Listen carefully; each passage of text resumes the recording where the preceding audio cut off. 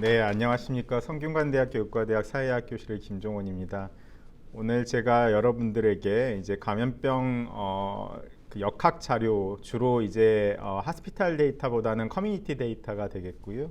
그러한 자료원을 사용해서 감염병 역학 연구 어떠한 것들을 이제 수행해 왔는지에 대해서 여러분들에게 말씀을 드리도록 하겠습니다.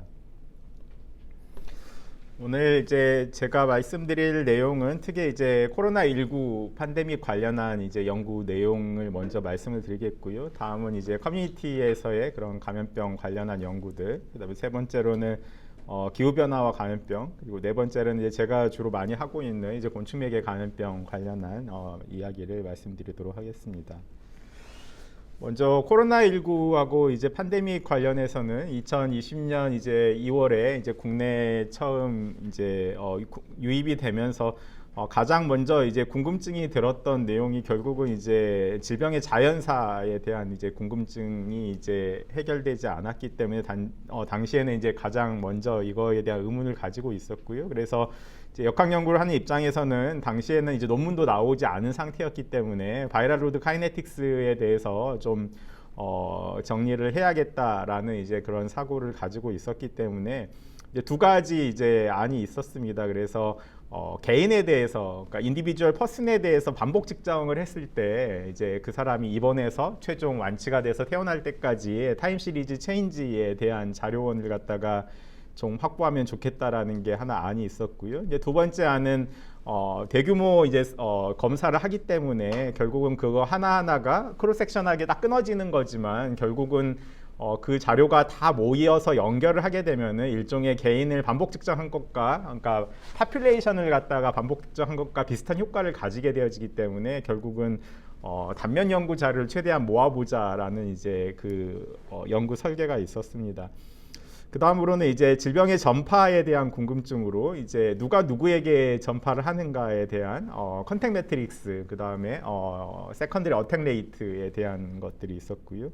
뭐 다음으로는 이제 MPI로 표현되는 비약물적 중재를 했을 때 시계열적, 지역적으로 어떻게 바뀌고 있는지, 그 다음에 이제 백신 접종 후에 전파 양상 자체가 어떻게 바뀌는지, 항체가의 변화에 대한 이제 그런 것들이 연구 주제로 설정이 돼 있었습니다.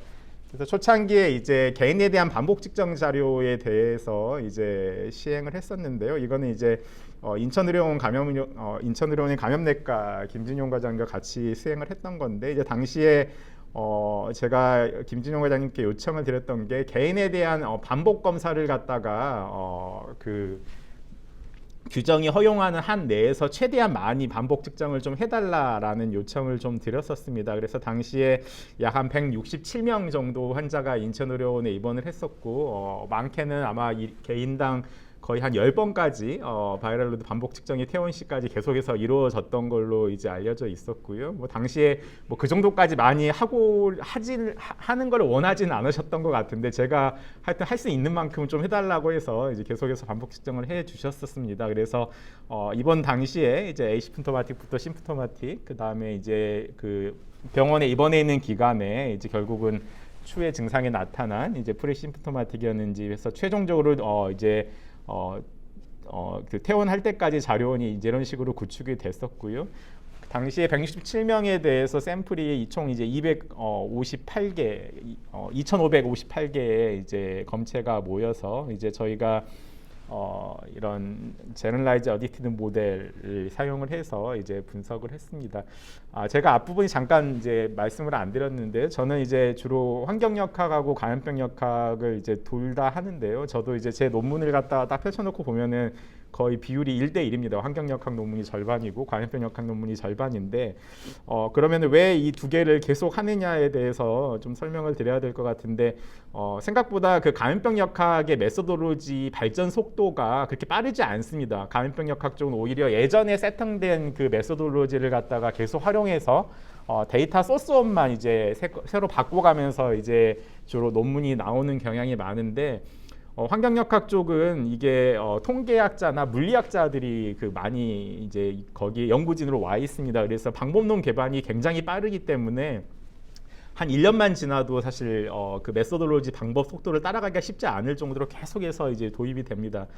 그런데 이제 그 환경역학에서 개발된 그 메소드로지 자체를 갖다가 감염병 역학에 그대로 적용되는 방법론들이 굉장히 많은데요. 어느 정도의 시차가 있냐면은 환경역학에서는 이미 너무 보편화돼 있고 이제 소위 말하는 뉴 메소돌로지라고 생각되지 않은 방법도 그걸 갖다가 감염병 역학 연구에 끌고 들어오면은 이게 뉴 메소돌로지고 굉장히 핫한 새로운 방법론으로 이제 변화가 되는 정도로 이제 약간의 시차가 이제 적용이 되는데요. 그래서 저는 이제 양쪽에 다 포지셔닝을 하고 있기 때문에 환경역학에서 쓰고 있는 방법을 갖다가 사실 감염병 역학에 가지고 들어와서 이제 분석하는 방법을 많이 사용을 하고 있습니다. 이때 이제 바이랄로드 카이네틱스에 썼던 이제 제너럴라이즈 어딕티브 모델 이 자체도 사실 대기오염 연구 같은 데서 많이 사용이 됐던 방법들이고요. 이제 환경역학 연구에서 너무 불편화된 연구 방법인데 사실 이제 감염병 역학에서는 그렇게 많이 사용되고 있지는 않아서 이걸 이제 가지고 와서 이제 런리니어 방법인데요. 이걸 사용을 했었습니다. 당시에 이제 이렇게 했던 방법은 이제 결과적으로는 이제 이 뒤에 있는 실선은 이제 환자 한 명 한 명의 반복 측정된 자료에 대한 걸 보여주는 거고요. 이제 이런 것들을 갖다 통합했을 때 어떠한 쉐이프가 나오느냐에 대해서 이제 이거를 만들어 놓은 겁니다.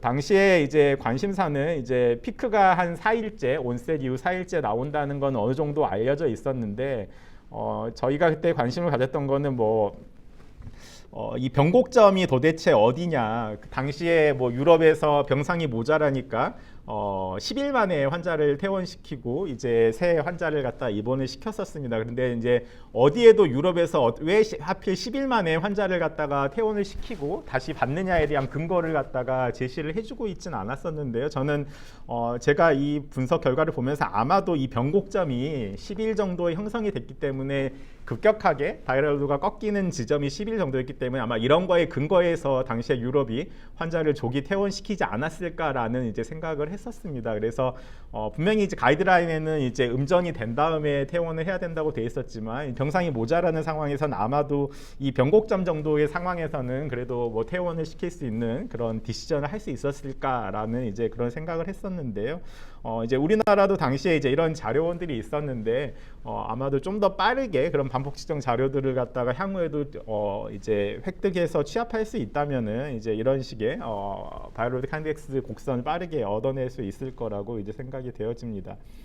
그래서 이제 이거는 이제 전체적인 걸 보여드린 거고요. 그다음에 다음으로 했던 경우는 이제 연령이라든가 시비어리티 정상의 그런 차이에 따라서 이런 걸 구분을 해놨었고요. 그다음에 음전이 빠르게 된 집단하고 17일 이상 지속됐던 이제 집단을 구분을 해서 이제 올해 입원이 필요한 집단이 이미 온셋 당시부터 바이럴 로드 양이 많았다라는 거 당시 지금은 잘 알려져 있는 사실이지만 당시에 이제 이런 것들을 시행을 했었습니다. 그래서 최종적으로 이제 생존 분석 형태로 이제 분석을 해서 이제 증상에 따라서 이제 차이가 있는지에 대해서 이제 국내 굉장히 초창기에 이제 시행했던 이제 그런 자료원이었습니다. 이제 이거는 이제 그 당시에 소위 말하는 이제 병원에서 얻어지는 이제 자료원에 기반해서 시행했던 이제 연구라고 볼 수 있겠습니다. 네, 이거는 이제 그 커뮤니티에서 얻어진 이제 자료원에 기반해서 이제 시행을 했던 건데요.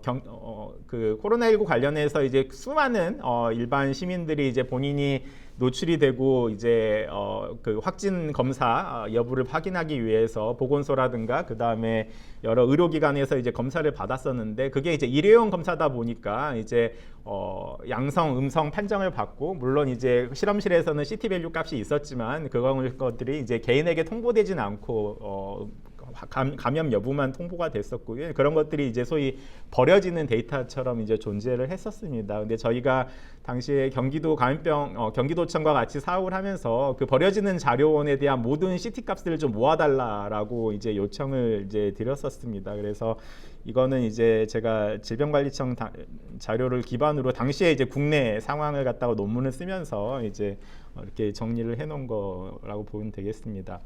그래서 당시에 이제 경기도에서 자료원을 갖다 다 모아놨었는데요. 전체적으로 보면 약 10만 건이 넘는 자료원이 이제 그 변이까지 확인을 하지 않기 때문에 어떠한 타입이 도미넌트한 시기였느냐에 따라서 이제 구분할 수밖에 없었고요. 그래서 초창기에 이제 와일드 타입부터 오미크론이 이제 막 출현하기 시작했던 시기까지 10만 건 정도의 크로스 섹셔널 자료를 갖다가 이제 모았었습니다. 그래서 기본적으로 이제 이러한 바이럴 카이네틱스가 있었을 텐데 일반적으로는 이제 병원에서 개인의 타임 시리즈를 추적해 가면서 이제 이거를 추적할 수 있지만 이제 크로스 섹션한 자료를 다 모았을 때도 우측에 보이는 것처럼 이런 식의 그 똑같은 바이러드 카이네틱스에 대한 자료원을 갖다가 얻어낼 수가 있습니다. 일종의 이제 파퓰레이션에 대한 반복 측정 자료라고 이제 이해를 하시면 되겠는데요. 그래서 당시에 이제 이게 거의 오미크론이 이제 막 유행되는 시점에 이 자료원이 거의 취합이 됐었기 때문에 오미크론 같은 경우에 이제 시프트 온셋이 좀 더 빠르다고 알려져 있기 때문에 결국 그러면 이 피크가 딜레이돼서 나타날 것인가에 대해서 이제 확인을 하기를 원했었는데 이제 실제 크로스 섹셔널 자료에서도 이게 좀 딜레이돼서 나타나는 것들을 갖다가 당시에 이제 확인을 했었습니다. 그래서 온셋 자체가 당겨져 있기 때문에 결국은 피크가 딜레이해서 나타나는 게 이제 맞다고 생각이 되어지고요. 그래서 단지 이제 이게 이쪽에서부터 시작이 됐느냐, 여기서부터 그래프를 그려지기 시작하냐에 따라서 이제 제로 점이 움직이기 때문에 이게 이제 그래프상으로 보면 약간 이제 딜레이된 것처럼 이렇게 보여지게 되어집니다. 자, 그 다음으로 이제 시행을 했던 거는 이제 누가 누구에게 이제 질병을 전파를 하는가, 이것도 이제 사실 초창기부터 굉장히 이제 관심이 많았던 주제인데요. 뭐 사실 이거는 뭐 다 해놓고 이제 원래 일저자로 쓰시기로 했던 분이 이제 논문을 작성을 안 하는 바람에 이제 출판을 하지 못한 상황인데요. 경기도에 아까 10만 건에 대해서 역학조사가 다 거의 다 이루어진 자료였기 때문에 임팩터와 이제 클로즈 컨택터에 대한 소위 컨택 매트리스가 이 정도 수준으로 다 완성이 되어져 있습니다. 굉장히 많은 이제 사실 매트리스가 만들어져 있고요. 너무 숫자가 많다 보니까 이제 제가 한 이 정도로 이제 타일로 이제 변환을 해 놨었습니다. 그래서 어느 정도의 자료가 이제 되어져 있냐면 당시에 초창기의 와일드 타입 도미넌트 시기에 감염자가 연령대별로 이렇게 다 쪼개져 있고 접촉자가 연령대별로 다 쪼개져 있는데 이제 이거가 다 만들어져 있습니다. 그래서 소위 이제 매스매틱스 모델링 하시는 분들이 가장 필요로 했던 자료원이 경기도 10만 건에 대해서 이렇게 확보가 돼 있었고요. 그래서 누가 누구에게 전파를 했고 각 그 연령대별로 서로 이렇게 매칭이 됐을 때 세컨드 어택 레이트가 지금 이 네모 안에 다 제시가 되어져 있습니다. 그래서 어떤 연령대와 어떤 연령대가 접촉을 했을 때 2차 발병률이 얼마였을까가 이제 와일드 타입 도미넌트한 시기, 그다음 알파 베리언트가 도미네이트한 시기, 그다음으로 이제 델타 변이가 도미넌트했을 때 이제 이런 것들이 다 조사가 세컨드 어택 레이트가 다 조사가 되어져 있고요. 또 마침 델타 베리언트가 도미넌트했던 시기가 21년 7월경이었는데요. 그때가 마침 또 백시네이션이 한참 이제 국내에서 본격적으로 이루어졌던 시기였기 때문에 이제 그 전후로 이제 백시네이션 전후로 세컨드 어택 레이트가 얼마나 변했을까를 갖다가 이제 조사를 해놨습니다. 그래서 당시에 이 전후를 7월 1일 기준으로 이제 비교를 해봤더니 이제 현저하게 이 고령의 연령층에서는 세컨드 어택 레이트가 많이 떨어지고 있었고요. 반면에 이 젊은 층에 대해서는 델타 베리언트가 도미넌트해지니까 세컨드 어택 레이트가 이렇게 올라가고 있는 양상을 볼 수가 있었는데 이제 이게 전형적으로 이제 이 고령층은 백시네이션을 맞았고 젊은 층은 당시에 19세 미만에서 백시네이션이 이루어지지 않았기 때문에 이제 그 델타 베리언트의 알러트 값이 높은 상황이어서 이렇게 올라가고 있는 걸 갖다가 이제 확인을 이제 할 수가 있었습니다.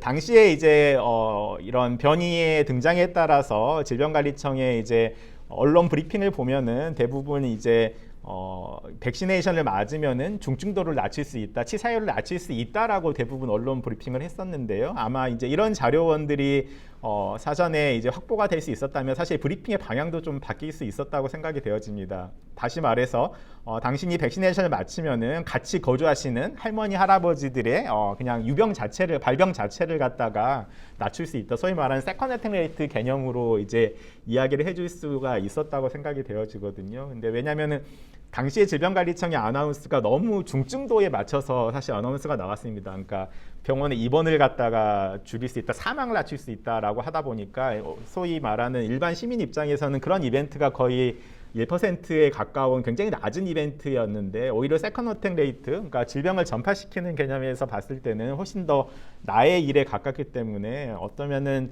그런 언론 리스크 커뮤니케이션 할 때 2차 발병률에 좀 포커스를 맞춰놓고 할 수 있었으면 좋지 않았을까 생각을 했었는데요. 당시에 이제 이러한 이 매트릭스 자체가 아마 경기도가 먼저 만들었던 걸로 알고 있고요. 질병관리청이 좀 더 시점이 늦었던 것 같습니다. 그래서 이제 이러한 것들도 크로스섹션한 자료를 다 모으면은 이제 구현 가능했던 이제 연구 결과라고 볼 수 있겠습니다. 그래서 이제 이거에 대한 이제 증거를 가지고 당시에 시기에 따라서 백신 접종이 얼마나 이루어졌을까? 당시에 이제 부스터까지 3번 맞으면은 이제 제가 300이라고 표현을 했고요. 그래서 이제 이 색깔이 진해지면 진해질수록 이제 300이라고 표현할 수 있는데 방금 이제 만들어졌던 그 전후 비교가 7월 1일 기점으로 만들어져 있기 때문에 여기 보시면 이제 60세 이상에서는 한 2번 정도는 맞았던 거고 이쪽 19세 미만은 거의 접종이 안 된 걸 갖다 볼 수가 있습니다. 그래서 이제 이거에 대한 결과가 앞에 말씀드렸던 최종 이렇게 결과로 이제 세컨 어택트로 제시가 되어짐을 갖다 확인할 수가 있습니다. 방금 말씀드렸던 이제 그런 데이터는 저희가 이제 경기도랑 같이 코웍을 하면서 경기도에서 취합하고 있는 모든 데이터를 다 연결할 수 있게 만들어 달라라는 저희 요청을 이제 경기도 감염병관리지원단과 이제 같이 과제를 수행하면서 저희가 진행을 했었습니다. 그래서 방금 말씀드렸던 컨택 매트리스를 만들기 위해서 이제 확진자랑 접촉자 DB를 갖다 다 연결하는 작업을 했었고요. 그 다음에 가정 내 전파 위험도 평가, 그다음에 백신 접종 연계하는 것들, 변이 자료 연계하는 그런 작업들을 했습니다. 그래서 당시에 이제 어떻게 이것들을 다 연결했느냐, 뭐 당시에 가능하다, 불가능하다, 뭐 나중에는 이제 질병관리청에서 최종적으로 연결을 하긴 했지만 이거는 그 시점 자체가 굉장히 훨씬 앞쪽에 있었기 때문에 어떻게든 이제 머지키를 찾아서 이렇게 연결하는 방식으로 그 자료들을 갖다가 초창기 2021년 초기에 이제 다 연결했던 그런 자료들입니다. 자, 다음은 이제 사회적 거리두기 효과 평가인데요. 당시에 이제 뭐 전 세계에서 다 사회적 거리두기를 갖다가 하고 있었는데 이제 뭐 이런 것 제가 당시에 이제 만들었던 것들인데요. 당시에 우리나라 통계청에 가보면은 이렇게 이제 꺾은선 그래프로 이제 사회적 거리두기 어느 정도 되고 있다라는 정보만 좀 알려주고 있었는데 뭐 저는 당시에 한국의 상황이 다른 나라와 비교했을 때 어느 정도 수준인가를 보여주려면은 다른 나라하고 좀 비교하는 이런 자료가 좀 존재해야 되지 않을까 싶어서 이제 구글 데이터, 당시 오픈된 데이터를 기반으로 제가 만들었던 건데요. 그래서 이제 이런 거를 갖다가 사실 보여주면서 국내, 그러니까 우리나라 사람들은 외국인 만났을 때 우리도 사회적 거리두기 했다라는 말을 사실 할 말이 없다, 너무 강도가 약했다라고 사실 이야기를 하고 싶은데 여기 보시면 뭐 영국이라든가 뉴욕 같은 데 보면 정말 시뻘건 수준으로 이렇게 되어져 있잖아요. 소위 말하는 문 밖으로 나가지 못할 정도의 사회적 거리두기를 시행을 했던 거고 우리나라를 보면 이게 한 노란색 수준밖에 안 나옵니다. 그러니까 이동량이 한 20% 정도 줄어드는 수준의 사회적 거리두기를 했다라는 이제 그런 강도를 갖다가 이제 이런 식으로 요일별로 월별로 다 이제 볼 수 있는 이제 그런 자료들입니다. 이거 외에도 이제 당시에 구글 데이터 말고도 국내 이제 통신사 자료, SK텔레콤 자료로도 이제 똑같은 거를 갖다가 이제 구현을 해봤었는데요. 이제 여기를 보시면은 전국적으로 다 비슷한 시점에 한 번씩 이제 변이가 유행을 할 때마다 이제 그런 그 사회적 거리두기 강도가 굉장히 강해짐을 갖다가 이제 볼 수가 있는데요. 이제 이걸 보더라도 이런 사회적 거리두기가 진행되고 있음에도 불구하고 휴가철이 되면은 이 강원도와 제주도는 사회적 거리두기가 진행이 안 됨을 갖다가 볼 수가 있습니다. 그래서 이러한 유행 상황에서도 사람들이 강원도 동해안과 제주도로는 다 휴가는 갔기 때문에 이제 이게 지켜지지 않는 것들, 딱 그 휴가철이 되면 이게 끊어져요. 그래서 이런 것들 보면서 휴가철에 그런 휴양지에 가서 정말 이제 그런 행정기관에 뭐 어떤 집행력이 좀 더 작동해야 되지 않는 것들, 이런 것들이 다 그 통신사 자료로도 확인이 되어지고 뒤로 가면 갈수록 오미크론 유행할 때 더 이상 사회적 거리두기가 작동하지 않은 것들, 특히 이제 세종시를 중심으로 거의 작동하지 않는 이런 것들을 갖다가 이제 확인을 할 수가 있습니다. 그래서 이제 이런 것들을 활용을 해서 저희가 경기도의 이제 실제 확진자 자료하고 통신사 자료를 다 끌어 모았습니다. SK텔레콤의 KT 자료, 뭐 저희가 이 자료를 돈 주고 산 건 아니고요. 당시에 SK텔레콤 자료는 이제 따로 통신사가 오픈을 하고 있었고요. KT 같은 경우는 서울시에서 이런 인구 이동 자료를 오픈할 때 이제 그 자료를 사용해서 이건 것들랑 매칭을 해서 이제 비교를 해본 겁니다. 그래서 얼마나 이제 그 사회적 거리두기가 제대로 되고 있는가에 대해서 이제 제일 아래쪽에 두 개는 구글 자료고요. 그다음에 KT 자료, SK텔레콤 자료를 해서 비교를 평가를 해봤는데 이제 환자가 많아지면은 이제 이동량이 확 떨어지고 이제 느슨해지면 다시 올라가고 이런 것들이 똑같은 패턴이 나타납니다. 그런데 마지막에 이제 오미크론이 돌 때는 더 이상 사회적 거리두기가 작동하지 않은 것들에 대해서 이제 다 이제 확인을 했었는데요. 이제 저희가 이거를 했던 거는 당시에 수많은 역학조사관들이 이제 접촉자 조사를 다 했죠. 근데 이것도 그냥 접촉자를 확인하고 자료가 다 버려졌습니다. 그래서 이제 제가 이거를 갖다 버리지 말고 그 한 명 한 명 열심히 조사를 했는데 그 접촉자 수에 대한 자료를 갖다 다 제공을 해달라. 왜냐하면은 결국 사회적 거리두기의 평가를 우리는 통신사 이동량 자료로 했지만 결국은 우리가 알고 싶은 거는 인구 이동이 아니고 개인이 얼마나 몇 명을 접촉을 했는가 그 접촉자 수가 변하는 거를 알고 싶은 게 아니냐 최종적으로는 그거를 줄이는 게 전파를 낮출 수 있기 때문에 그래서 확진이 됐을 때 몇 명을 접촉했는가에 대해서 이제 힘들게 조사를 했는데 왜 그 자료를 갖다 다 폐기하고 있느냐에 대해서 이제 제가 좀 불만을 좀 토로해서 이제 경기도에다 받았었고요. 그래서 이런 접촉자 숫자를 갖다가 실제 다 이제 확인을 했습니다. 그래서 한 명 한 명당 이제 숫자를 다 계산을 했고요. 그래서 당연히 사회적 거리두기가 강화되면은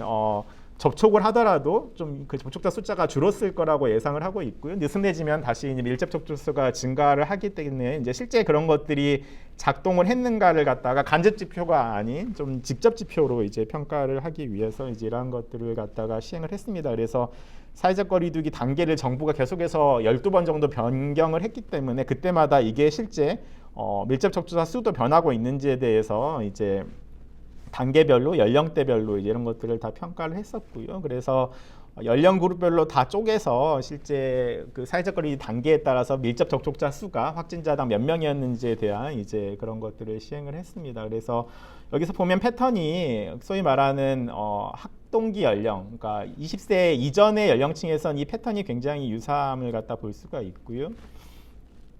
또 직장에 다니는 분들, 그러니까 19세 이상에서도 이 패턴이 거의 유사함을 갖다 볼 수가 있습니다. 그런데 이 두 개는 패턴이 좀 달라요. 그래서 왜 이러한 양상이 나타났을까에 대해서 이제 고민을 해봤었는데요. 실제 이제 KT, SK텔레콤, 구글 자료하고 이런 것들의 이제 상관관계를 좀 봤었는데 뭐 전반적으로 이제 이 이동량 자료와 실제 한 명당 밀접 접촉자 수에 대해서는 상관성은 잘 나옵니다. 그런데 이제 실제 이동량하고 밀접 접촉자 수의 패턴을 갖다 보면은 이 19세 미만에서는 굉장히 상관관계가 잘 나오는데요. 이거에 대해서는 아마도 이 연령층에 대해서는 스쿨 클로징, 그러니까 학교를 갖다 문을 닫는 것들, 그 다음에 보육시설에 이제 가지 못하게 좀 자제를 시켰던 것들에 대해서 직접적으로 영향을 받고 있기 때문에 굉장히 잘 나타났다고 생각이 되어지고요. 반면에 이제 직장에 다니신 분들은 아무리 단계를 높였다고 하더라도 직장에 못 가지는 못하는, 그러니까 어쨌든 직장에 가긴 가야 되는 상황이었기 때문에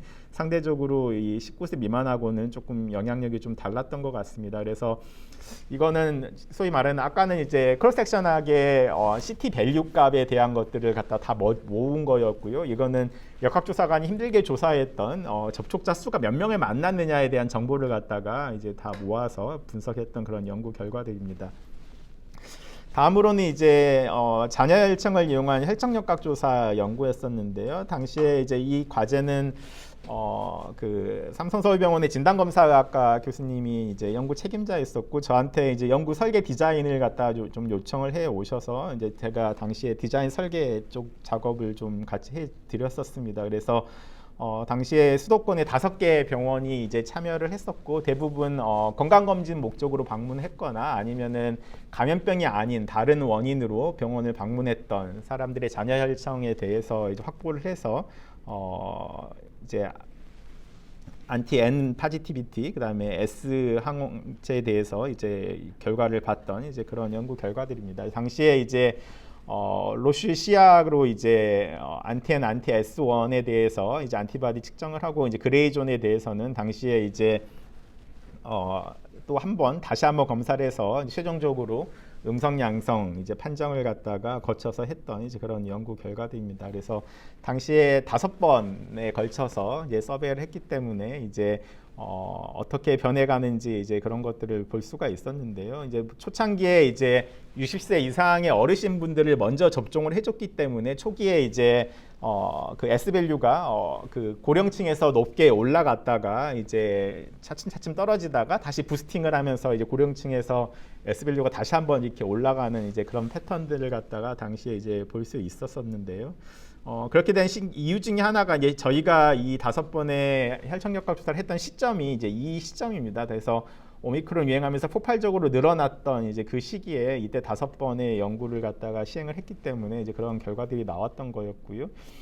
왼쪽에 보여드리고 있는 패턴은 이제 이 시기에 실제 질병관리청에서 인구 1000명당 누적 감염률이 얼마인가 발표했던 자료하고 이제 안티엔 시로파시티비티로 봤을 때 얼마나 무증상 감염자가 이제 지역사회에 숨어 있느냐를 갖다 비교를 평가를 했던 건데요. 이제 한 5번 정도 했던 2022년 5월 정도 되니까 이게 실제 질병관리청의 누적 감염률을 갖다가 훨씬 뛰어넘는 수준으로 이제 추월해 가는 걸 갖다가 볼 수가 있습니다. 그래서 이제 점점 이제 그런 무증상 감염자들에 대한 것들이 이제 캐치먼트 훨씬 더 많이 되고 있는 걸 갖다가 확인을 했던 이제 그런 연구 결과입니다. 네, 여기까지가 이제 코로나19 관련한 내용인데요. 다음은 이제 지역 사회에서 이제 했던 연구들이 이제 코로나19가 유행하면서 이제 RSV하고 인플루엔자가 이제 시즈널리티가 많이 깨졌었죠. 이제 그런 것들에 대한 것들, 그 다음에 제가 예전에 했던 이제 옴 스케비스의 계절성, 그 다음에 스칼렛 피버가 이제 굉장히 많아졌는데 이게 정말 아웃브레이크가 맞느냐, 국내에서 증가하는 게 맞느냐 이제 했던 것들, 그 다음에 소위 말하는 워시, 세이프티 워터와 세니테이션 하이지난으로 인한 이제 국내 질병 부담이 어느 정도인가에 대해서 이제 했던 것들에 대해서 말씀을 드리겠습니다. 당시에 이제 RSV하고 인플루엔자 시즈널리티가 많이 깨졌었는데요. 당시에 자료원으로는 이제 그 킨네스 자료원, 그 다음에 그 검체 기반 감시 조사, 그 다음에 클리니컬 서베일런스 자료에 이제 자료들을 이용해서 이것들을 했었고요. 이것도 이제 소위 재난역학이나 환경역학 연구에 썼던 이제 베이지안 스트럭처라는 타임 시리즈 모델을 사용해서 MPI 방법 전후에 어떻게 됐는지 돼서 이제 방법론은 역시 환경역학 방법론을 끌어와서 감염병역학 자료를 했던 겁니다. 그래서 당시에 RSV랑 인플루엔자가 이제 계절성이 사라지고 이제 지역사회에서 거의 사라졌다는 거는 이제 당시에 다 알고 있었던 사실인데 이게 이제 전 세계적으로도 이제 동일하게 진행이 됐느냐를 갖다가 이제 여러 나라 자료원을 다 뒤져서 위클리 수준으로 이제 자료원을 당시에 다 모았었습니다. 그래서 저희가 내렸던 결론은 인플루엔자는 그 아열대, 열대 지역에서는 이제 연중 유행하는 걸로 이제 알려져 있는 건데 그러면은 이 사라진 게 정말 똑같이 사라지는 게 맞느냐라고 봤을 때 이제 RSV는 이게 사실 완전히 사라지는 게 아니고 굉장히 낮은 강도 수준으로 여전히 유행을 하고 있는 거고 인플루엔자는 정말 이렇게 깨끗하게 온대 지방에서는 다 정말 완전히 사라진 게 아닌가라는 이제 그런 이제 이런 결과들을 봤었고요. 왜냐면은 당시에 뭐 타이완 같은 경우에서는 여전히 오히려 성공적으로 방역을 했던 국가에서는 RSV가 계속해서 이렇게 돌고 있는 걸 갖다가 그런 정보들이 이제 들어왔었습니다. 그래서 당시에 이제 초창기에 이거를 저희가 봤던 거고요. 이거는 이제 좀 시점이 낮은데요. 좀 더 진행을 한 다음에 이제 다시 리턴을 했을 때 이게 그러면은 동시에 돌아오느냐라는 걸 봤었던 건데 아까 그러한 이제 먼저 보였던 연구에 보면 RSV는 사실 사라지는 게 아니고 낮은 강도로 뭔가 돌고 있다라는 걸 갖다 전제를 했을 때 이제 역시 RSV가 먼저 돌아오고 인플루엔자가 나중에 이제 돌아오는 걸 볼 수가 있었는데요. 그래서 당시에 이제 이런 패턴을 보면서 인플루엔자가 국내에 다시 돌아왔을 때 그 인플루엔자에 대한 역학조사를 시행을 하면은 아직까지 인류가 한 번도 시행해보지 못한 인플루엔자의 지역사회 유행 패턴에 대해서 코로나19처럼 이제 좀 밝혀낼 수 있지 않을까라는 이제 그런 연구 제안도 했었는데요. 사실 이제 그런 것까지 진행은 되지는 못했었습니다. 그래서 이제 리턴됐을 때 패턴을 갖다 전 세계적으로 당시에 이제 쭉 조사를 했던 것들이 이제 따로 이제 논문을 나눠서 이제 제출을 했었습니다. 그래서 이제 국내에서도 이제 RSV가 먼저 돌아왔는데 인플루엔자는 여전히 이제 돌아오지 않은 상태로 진행됐던 걸 갖다 확인을 했었습니다. 자, 다음은 이제 스케비스의 이제 시즈널리티였었는데요. 이거는 이제 그 건강보험 심사평가원 자료하고 웨더스테이션 자료를 갖다가 사용을 해서 이제 썼던 건데요. 이것도 이제 뭐 방법론 자체는 거의 저희가 그 대교역 미세먼지 건강영향 평가할 때 이제 쓰는 그런 방법론으로 이제 활용을 했었고요. 그래서 여러 가지 그런 그 사회 경제적 발달 수준인 그 국민소득 자료도 좀 변수로 넣었었고요. 그 다음에 휴미디티나 템퍼러처 같은 것들을 갖다 반영을 해서 실제 이제 굉장히 일정한 패턴을 가지고 이제 스케비스가 그런 요양기관이나 병원에서 유행을 하는데 이게 어느 정도의 온도와 이제 딜레이 타임을 주고 갈 것인가에 대해서 이제 2달 정도 이제 피크 온도하고 딜레이 타임, 다시 말해서 국내에서는 보통 한 8월 초 정도가 피크를 보이기 때문에 한 10월 정도에 국내 모든 의료기관에 항상 이제 피크를 보이는 형태로 이제 당시에 이제 이 결과 논문을 냈던 거고요. 그래서 생각보다 당시에 템퍼러처하고 시즈널리티에 대한 논문들이 별로 없었습니다. 찾아봤더니 이제 국내에서 했던 거 포함해서 한 3개 정도가 있었는데 아마 거의 다 비슷한 결론이었던 것 같습니다. 뭐 그리스하고 저기 유럽 쪽, 동유럽 쪽에서도 아마 군인 대상으로 이런 비슷한 연구를 했던 것 같은데요. 예, 그래서 당시에 이런 보고들을 갖다가 했던 거고요. 다음으로는 이제 그 스케비스가 그 스칼릿 피버 성홍열이 이제 국내에서 꾸준히 이제 증가를 하면서 당시에 이게 스칼릿 피버가 국내에서 급격하게 늘어나는 게 아니냐라는 이제 그런 이야기들이 있었는데 이게 이제 법정 감염병 신고 자료에서 이 막대 그래프인데요. 이렇게 꾸준히 늘어나고 있었기 때문에 굉장히 환자가 많아진다라고 이제 생각하기가 쉬웠는데 이제 그 심사평가원 자료에서 ICD-10 코드에서는 사실 큰 변동이 없었습니다. 다시 말해서 국내에서는 성홍열이 그냥 일정 수준으로 그냥 패턴을 보이면서 유행을 했던 건데 단지 법정 감염병 신고 자료가 이렇게 급격하게 올라가면서 마치 이제 한국에서 스칼릿 피버가 아웃브레이크가 이제 잡히는 것처럼 이제 인지가 됐었는데요. 근데 이제 이거를 이제 저희가 여러 가지로 들여다본 결과로는 당시에 이제 2012년 한 10월 정도를 기점으로 급격하게 올라가된 배경으로는 이때 이제 소위 말하는 어린이 보험이 이제 출시가 됐었습니다. 그래서 어린이 보험에서 이제 캐시 100 프로그램이 있었는데 그게 이제 법정 감염병을 갖다가 진단을 받으면은 거기에 대해서 그 보험 가입자에게 한 40만 원에서 60만 원 정도를 돌려주는 이제 그런 프로그램이 됐었는데 그 조건이 이제 보험사에서 이런 성홍열 같은 거에 대한 그 법정 감염병 신고서를 갖다가 제출을 하면은 돈을 돌려준다라고 하니까 이제 예전에는 의료기관에서 진단만 하고 신고하지 않았던 거를 부모들이 굉장히 이제 의료기관 1차 의료기관 요구를 한 겁니다. 빨리 이거를 법정 감염병 신고를 하고 신고 확인서를 갖다가 발급을 해달라고 하다 보니까 이제 의료기관에서 굉장히 많은 이제 적극적인 신고가 많이 이제 이루어졌었고요. 이제 그것도 있고 아까 말씀드렸던 이제 또 2016년쯤 가면 이게 거의 만나게 되어지는데 이때부터 이제 법정 감염병 듀얼 리포팅 랩에서도 신고하고 그 진료실에서도 신고하는 듀얼 리포팅이 되면서 이제 이게 갭이 점점 줄어들다가 거의 이제 같이 만나게 되는 이제 그런 상황까지 이제 오게 됐습니다. 그래서 이제 그러한 것들에 대한 결과를 이제 보고를 했던 겁니다. 그래서 당시에 한번 논문을 냈었는데요. 나중에 이제 예방의학 교과서 편집을 하면서 당시에 뒤에 3년치를 좀 더 해서 정말 이게 딱 붙었는지 교과서의 실차라고 요청을 해서 제가 추가 좀 더 자료를 더 붙여가지고 이제 21년에 나왔던 예방학 교과서에 이제 이 서베일런스의 청구 자료하고 법정 감염 신고 자료의 이런 차이, 그다음에 이런 변화에 대해서 좀 기술을 했었습니다. 다음은 이제 그 질병 부담 연구인데요. 이제 여러분들이 뭐 잘 아시겠지만 그 시애틀의 워싱턴 대학에 이제 빌 게이츠 펀딩을 받은 IHME가 전 세계 글로벌 버든 오브 디지즈 페이퍼를 꾸준히 내고 있습니다. 최근에도 이제 2021 논문이 이제 5월 달부터 나오기 시작했었는데요. 여기가 3년 주기로 이제 이 연구 페이퍼를 갖다 란셋에 서로 제휴를 맺어서 쏟아내는데 이게 3년 주기로 메소돌로지가 계속해서 바뀝니다. 그래서 이걸 지속적으로 업데이트 되는 거를 추적하지 않으면은 학술적으로 따라가기가 굉장히 어려운데요. WHO에서도 이제 방법론에 대해서는 거의 항복을 했습니다. 그래서 IHME가 나오는 그 방법론을 거의 이제 수용하기 위해서 이제 WHO에서도 IHM이랑 MOU를 맺은 상황이고요.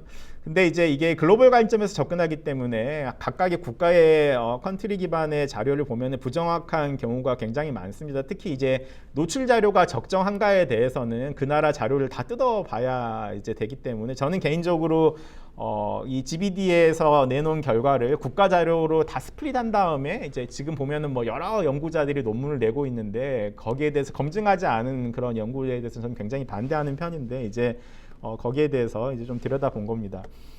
최근에 이제 국내에서 이런 식수, 하수, 손 위생 관련해서 질병부담 사망자가 얼마인가에 대해서 이제 2021년에 이제 보고 논문을 냈어요. 그래서 얼마 전에 나온 겁니다. 5월 달에. 근데 우리나라에서 한 300명 정도가 이렇게 부적절한 식수와 하수 처리 손 위생으로 매년 사망을 한다라고 이제 논문이 나왔는데 이게 밑에 게 북한 자료입니다. 북한이 뭐 우리나라 인구의 한 절반밖에 안 되긴 하는데 북한은 240명이에요. 우리나라는 300명이고 이걸 보면 둘 중에 하나는 잘못된 거라는 게 여러분들이 아실 수 있을 겁니다. 북한이 240명이라는 것도 굉장히 좀 신뢰가 안 가고 국내에서 정말 unsafety water, 그러니까 물을 잘못 먹어서 139명이나 사망을 할까도 저는 굉장히 이제 물음표인데 저는 이제 사실 국내 자료도 뭔가 잘못됐고 북한 자료도 추정이 잘못됐다고 생각을 하는데 이게 이제 한 달이 아닙니다. 거의 일주 전에 논문이 나온 거고요.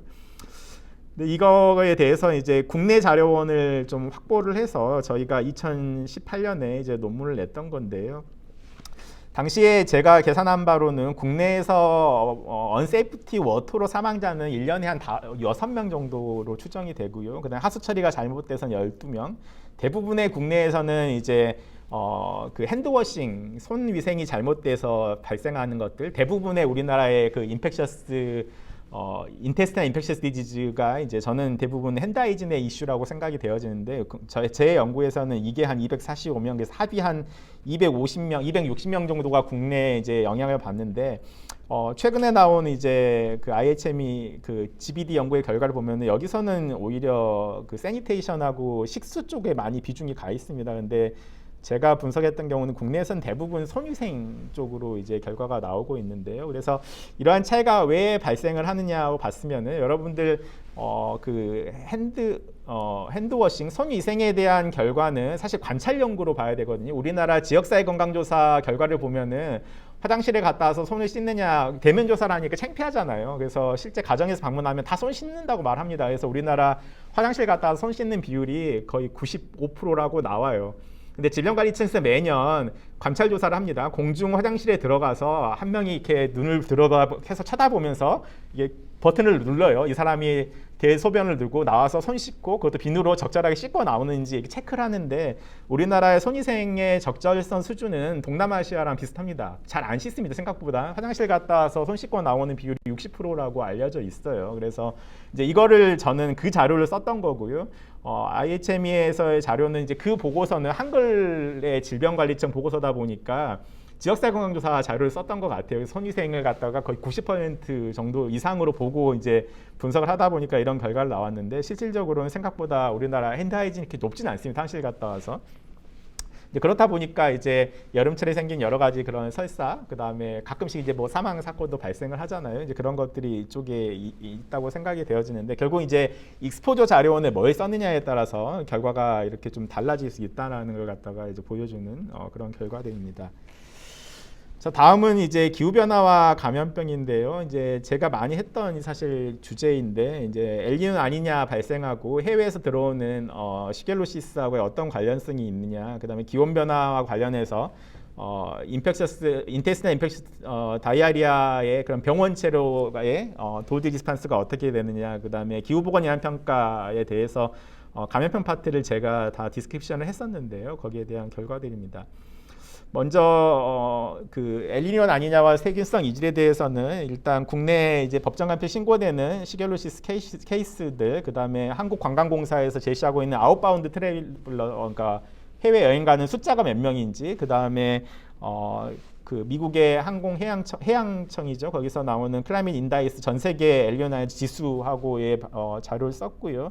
분석 방법론은 이제 이거는 이제 폭염 한파에서 환경 역학에서 역시 쓰는 방법입니다. 디스트리뷰티드 레그 런리니어 모델 DLNM 모델을 갖다가 포화성 리그레션과 결합해서 이 방법으로 이제 분석을 했었습니다.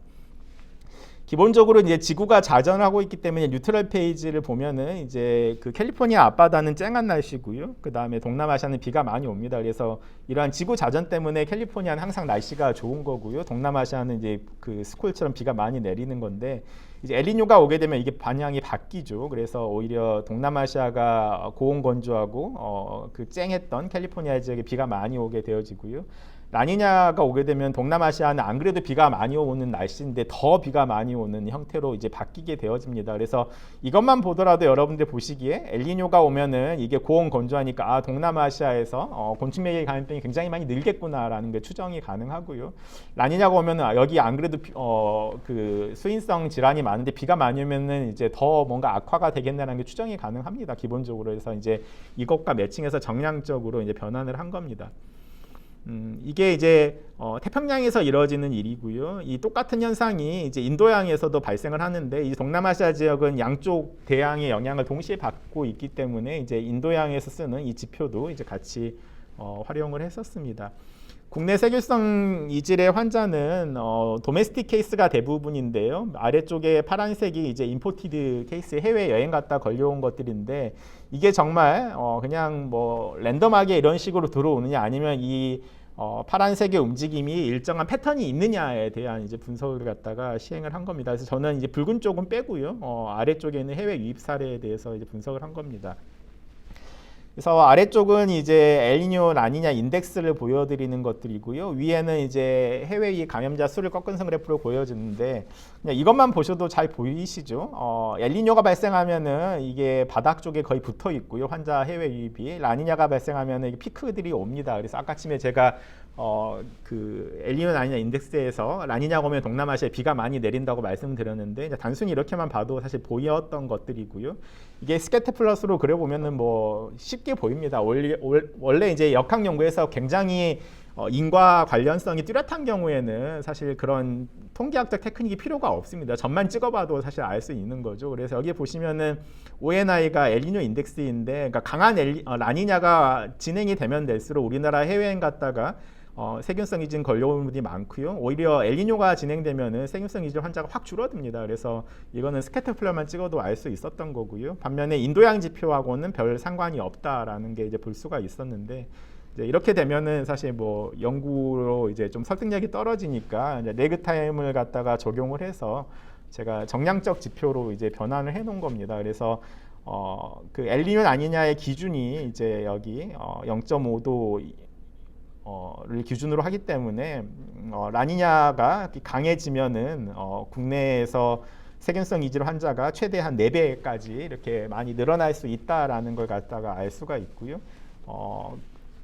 엘니뇨 아니냐에 대한 그런 그 포캐스팅이 사실 거의 6개월 전에 이제 예보가 됩니다. 이제 국내 같은 경우는 이제 올해가 엘니뇨에서 라니냐로 급격하게 이제 변환이 된다고 이제 알려져 있죠. 그래서 올 가을에서 겨울이 넘어가는 시점에는 라니냐로 이제 변환이 되는 걸로 되어져 있습니다. 그러면은 뭐 예측이 가능한 거죠. 아마 2025년 12월에서 아니 24년 12월에서 25년 1, 2월 달에 이제 또 여전히 우리나라 여러 국민들이 동남아시아로 여행을 갔을 텐데 그러면은 이제 24년 겨울 방학 때 동남아시아에 가셨던 분들은 아마 그 세균성 이질이 많이 걸려서 이제 리턴을 할 거라는 걸 갖다가 이제 예보가 되어지는 거고요. 그래서 이미 알 수 있는 거기 때문에 사실 그 리스크 커뮤니케이션 측면에서 한 11월 달 전 정도에 이제 올 겨울 방학에는 동남아시아에 가는 경우에 그런 세균성 이질에 대해서 리스크가 높아지는 거기 때문에 먹는 설치에 좀 주의를 해달라라는 게 제국민 이제 아나운스가 얼리 워닝 차원에서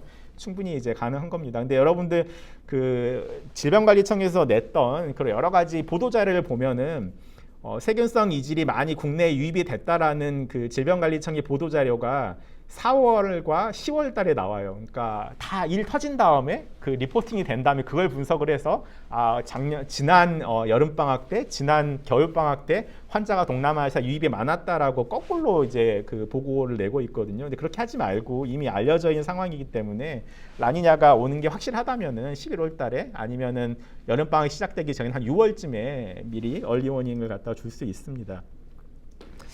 자, 다음은 이제 기온 변화에 따른 감염성 장질환의 병원체 양반응 관계인데요. 여기는 이제 인천에서의 온도가 꺾은선 그래프이고 막대 그래프가 이제 설사 환자 ICD-10 코드의 A09의 자료인데 여기 보시면은 이제 여름철에도 늘어나지만 겨울철에도 이제 환자가 설사 환자가 많이 늘어나는 걸 갖다가 볼 수가 있습니다. 그래서 X축으로 온도로 변환하면은 그런 다이아리아 환자는 이렇게 U-쉐이프를 나타나요. 국내에서는. 그래서 기온이 떨어져도 많아지고 기온이 높아져도 환자가 많아집니다. 이거는 이제 그 레디스 자료를 갖다 활용을 하더라도 이렇게 보면은 이제 미세하게 여름철에 좀 피크가 보이고 또 겨울철에 이렇게 피크가 올라가는 것들 이렇게 아웃라이어처럼 보이는 것들은 대부분 명절 때 이제 튀는 것들이고요.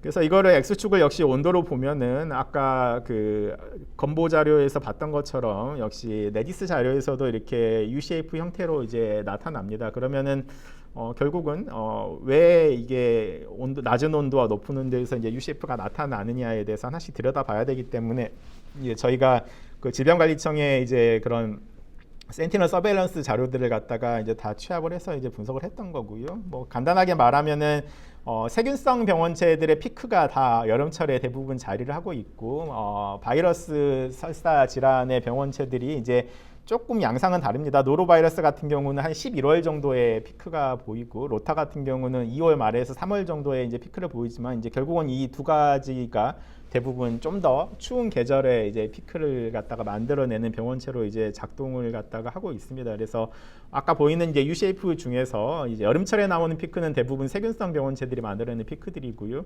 겨울철에 나타나는 피크들은 대부분 이제 바이럴 패소젠에 의한 이제 피크라고 이제 볼 수가 있습니다. 그래서 이제 그런 것들에 대해서 아까 기상 자료와 그런 센티널 서베일런스 자료를 다 모아서 저희가 정량적으로 아까 말씀드렸던 DLNM 메소드, 환경역학 메소드를 갖다 가지고 와서 이제 정량적으로 이제 RR 커브를 갖다가 이제 그려낸 겁니다. 그래서 당연히 이제 바이러스는 이제 레그가 좀 길죠. 그래서 한 6주, 4주 정도의 이제 레그를 가지면서 나타나는 걸 볼 수가 있고요. 반면에 이제 세균성은 이제 상대적으로 그 잠복기도 짧고 하기 때문에 여기서 피크도 한 2주 정도면 나타납니다. 그래서 여기를 보시면은 이제 차이점 중에 하나가 세균성이 여름철에 이제 RR이 올라가고 박테리알이 겨울철에 올라가는 건 맞는데 세균성 병원체는 RR이 높아져 봤자 한 3에서 2, 3배 정도 올라간다는 거죠. 근데 이제 바이랄에 대한 이 피크는 특히 노로 같은 경우는 이게 10까지도 올라가고 로타도 한 4, 그다음에 아데노바이러스도 이렇게 10까지도 갈 수 있는 겁니다. 그래서 소위 말해서 한 번 이제 아웃브레이크 터졌을 때 수백 명, 수천 명의 환자를 만들어낼 수 있는 거는 결국 이제 그 바이럴 인펙셔스 디즈, 인테리어 인펙셔스 디즈가 그런 파괴력이 있다라는 거고요. 상대적으로 이제 세균성은 한 이 정도의 그런 리스크를 갖는다라는 게 이제 정량적으로 이제 변환을 해 놨습니다. 그래서 뭐 기존에 다 뭐 임상적으로 알고 있던 상황인데요. 이제 저희가 했던 거는 이걸 좀 손에 잡히는 숫자를 만들어 주자라고 했던 측면에서 이제 이런 작업들을 당시에 시행을 했었습니다. 네, 그래서 이제 이 레그에 대해서도 이제 결국은 바이랄이 좀 더 길게 사실 지속이 되기 때문에 이런 것들에 대해서 레그 타임까지도 그냥 센티넬 자료만 분석을 하더라도 그런 레그 기간에 대해서도 역시 확인을 할 수가 있었습니다. 이제 이런 것들이 사실 이제 기후보건이란 평가 자료를 이제 분석을 하면서 했었던 건데요. 제가 이제 감염병 파트를 당시에 맡았기 때문에 이제 레디스 자료 활용을 해서 통계 모델링을 통해서 이런 기온의 증가 감소에 대해서 환자를 갖다가 뭘 낼 건가에 대해서 당시에 이제 제가 제안했던 게 일단 올해는 장 감염 질환만 가자라고 해서 당시에 이제 했던 거고요. 그래서 당시에 썼던 방법이 이제 DLNM 메소드로 가겠다라고 제가 제안을 해서 했던 거고. 이제 레디스 자료로 했을 때 이제 특정 온도를 기반을 했을 때 양쪽 갔을 때 이렇게 U-쉐이프 나오는 거는 이제 센티넬 자료도 역시 동일하게 이제 나오게 되어지는데요. 이제 여기가 사실 중요한데요. 그 레그 타임을 0에서 7일을 적용하면은 이게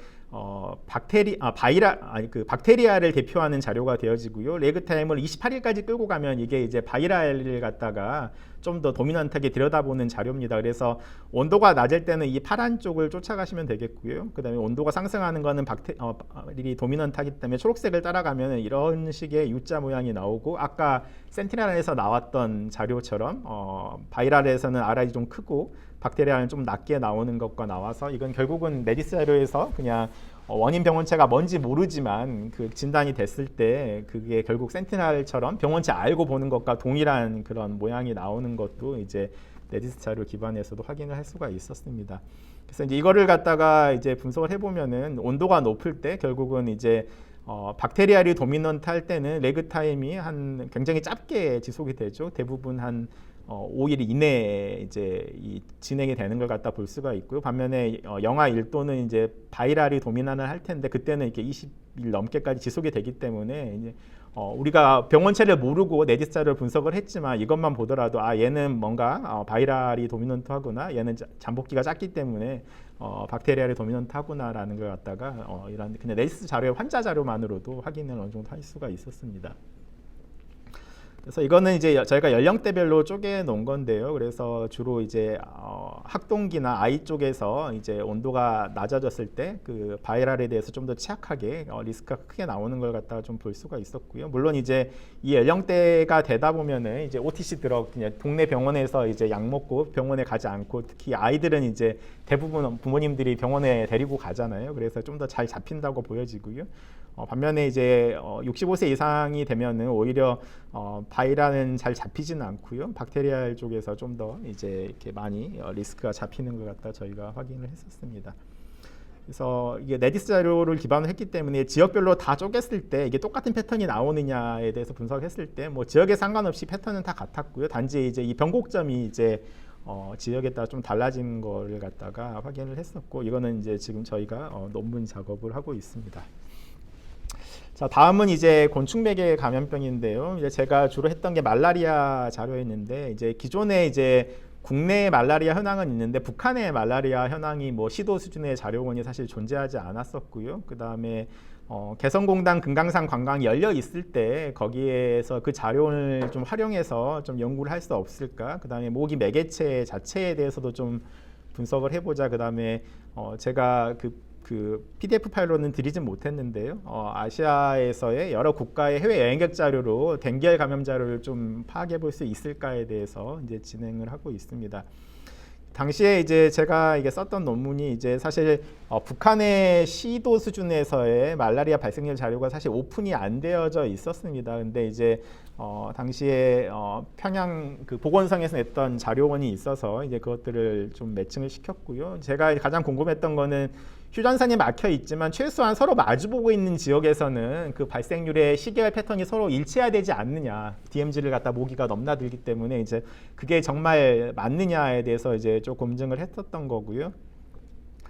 그래서 실제 이제 이 북한의 황해남도, 황해북도, 북한의 강원도와 우리나라 지자체의 이 발생률이 서로 매칭이 되는지를 확인을 했었는데, 결론적으로 2011년 이전의 북한 자료는 믿을 수 없는 자료고요. 2011년 이후의 자료는 북한 자료를 믿을만 합니다. 남북한에 서로 마주보고 있는 지역의 상관관계가 0.8, 한 0.6 정도 나오는데, 자, 그러면은 왜 북한의 2011년 이전 자료는 쓰면 안 되는 자료가 됐느냐를 말씀을 드리면은, 이제 북한의 말라리아 사업이 유니세프와 이제 글로벌 펀드가 들어가면서 그게 이제 2011년부터 이제 그 사업이 시행이 됐습니다. 근데 그 당시에 이제 유니세프와 글로벌 펀드가 북한에 돈을 지원하면서 요구를 했던 것 중에 하나가, 너네 지자체에 서베이런스 시스템을 제대로 구축을 해서 그거를 보고를 해라 라고 했어요. 그래서 그걸 평가해서 지원금을 더 늘릴지 아니면 중단할지를 심사를 하겠다라고 해서 이제 북한에 요구를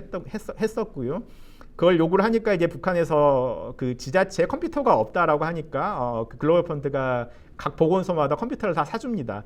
그다음에 컴퓨터 사주고 나니까 이제 북한 보건소가 우리 전기가 없어서 평양 보건소에 신고를 못 하겠다고 했더니 태양열 전지를 다 붙여줬어요, 보건소에. 그래서 그 지자체에 컴퓨터와 태양열 전지를 다 붙여줘서 실제 전기가 공급이 안 되더라도 최소한 이렇게 평양 보건소로 올릴 수 있는 신고할 수 있는 시스템을 만들어 준 겁니다. 이제 그러다 보니까 2011년부터 굉장히 자료의 신뢰도가 이제 높아졌습니다. 그래서 이제 이걸 믿을 수가 있고요.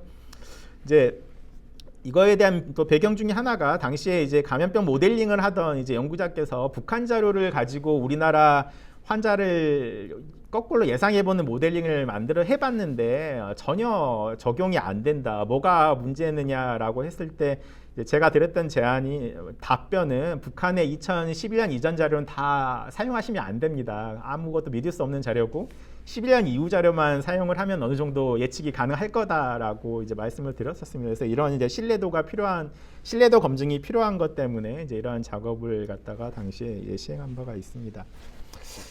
이거는 이제 웹에서 찾은 결과입니다. 우리나라의 그런 개성공단 금강산에 방문을 했다가 말라리아에 감염됐던 그 사실 자료들이 다 있습니다. 질병관리청의 역학조사서에서 다 이제 감염 추정 지역이 다 있었고요. 그래서 당시에 금강산 관광객의 숫자, 그다음에 개성공단의 상근자들, 아예 거기서 머물렀던 분들, 그다음에 매일 도라산역에서 출근해서 개성공단에 갔다가 저녁 6시에 다시 한국으로 다시 돌아왔던 분들의 그 숫자들이 다 있어서 소위 말하는 역학에서의 퍼스니어의 개념으로 이 개성공단과 금강산에서의 환자 발생 수준을 갖다 좀 추정해 보겠다라는 이제 그런 연구였었고요. 그래서 당시에 이제 그런 숫자들을 갖다가 다 추정을 해서 말라리아 인시던스를 갖다가 개성공단과 금강산에서의 이제 인시던스를 갖다가 이제 다 추정을 해냈었습니다. 그래서 사실 이제 북한에서의 그런 리저널 인시던스에 대한 자료들이 이제 그렇게 많지는 않고 정말 띄엄띄엄 이렇게 존재를 하고 있는데요. 이제 그런 것들하고 관련해서 실제 아까 제가 말씀드렸던 11년 이후부터는 믿을 수 있다라고 했는데 그게 정말 로컬 자료로 확인이 가능한가에 대해서 제가 이제 검증을 한 겁니다. 그래서 금강산 자료가 나왔을 때 그거하고 북한의 강원도 자료랑 매칭했을 때 이게 서로 일치하는지, 그 다음에 개성공단 자료가 추출이 되면은 북한의 그 황해남도 자료랑 매칭했을 때 이게 비슷한 수준인지를 봤을 때 실제 이게 맞아 들어갑니다. 11년 이후부터 그 개성공단과 금강산 관광 자료를 비교를 해보면은. 근데 이제 11년 이전을 보면은 우리나라하고 금강산 자료는 엄청나게 높은데 북한의 신고자는 또 아래쪽에 붙어 있거든요. 믿을 수 없는 자료였는데 이제 그 다음부터는 이게 잘 맞아 들어가서 아까 제가 검증했던 거에 대한 이제 북한의 그 현장 자료하고 매칭을 해본 거여서 이제 검증이 된다라는 걸 갖다 보여드렸던 이제 그런 연구 결과입니다. 그래서 이 논문 제목이 이제 사실 북한을 들여다보는 작은 창이라고 제목을 해놨었는데요. 북한 자료를 얻을 수가 없다 보니까 당시에 이제 금강산하고 개성공단이 이제 정말 암흑 속에 있는 걸 이렇게 들여다보는 하나의 창이 아니었을까라는 그런 추정으로 했던 그런 연구 결과입니다.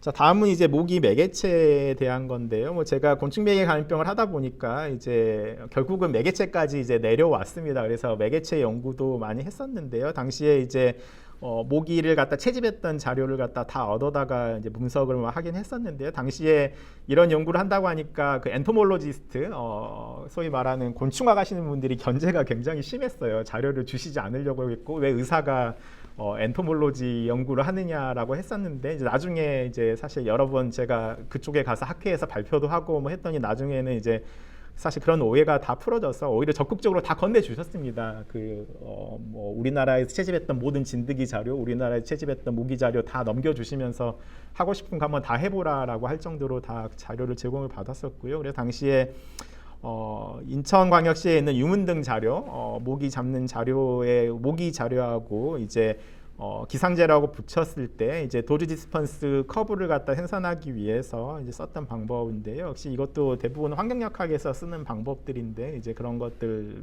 적용을 해서 이제 했었습니다. 그래서 모기의 종별로 어느 온도에 피크가 발생을 하느냐에 대해서 이제 다 파악을 했었던 거고요. 그래서 저희가 이제 내렸던 결론 중 하나가 말라리아를 매개하는 중국 얼룩날개 모기는 폭염에도 잘 버틴다. 다시 말해서 히트웨이브가 오더라도 이 개체수가 많이 줄지 않는다라는 걸 갖다가 당시에 확인을 했었고요.